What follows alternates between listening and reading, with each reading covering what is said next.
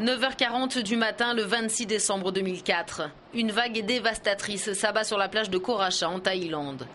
1h30 plus tôt, un tremblement de terre d'une magnitude de 9,2 s'est produit dans l'océan Indien, au large de l'île indonésienne de Sumatra, à 30 km de profondeur.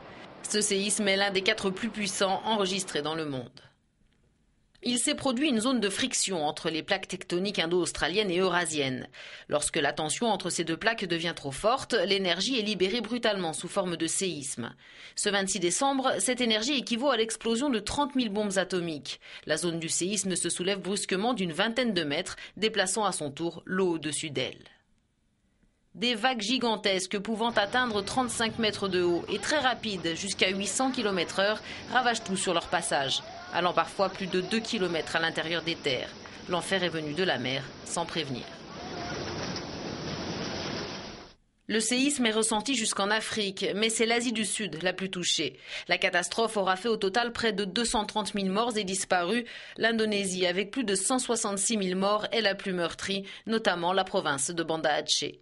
Parmi les autres pays les plus touchés, le Sri Lanka, l'Inde et la Thaïlande. En cette période de fête, l'impact du tsunami est mondial. Des milliers de touristes avaient choisi l'Asie du Sud pour cette fin d'année.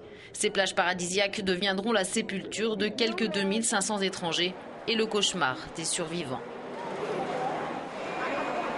L'horreur, hein, c'était... Je ne peux même pas en parler. C'était vraiment... Maintenant, c'est complètement... Nous, on était au club, c'était complètement dévasté. Toutes les chambres noyées, il y a eu des morts, des gens emportés. C'est impossible. C'est pas possible. La dimension du drame, les images cataclysmiques diffusées par les médias et la présence aussi des touristes à Noël donnent à cette catastrophe un impact sans précédent. La générosité publique occidentale est à la hauteur de l'événement.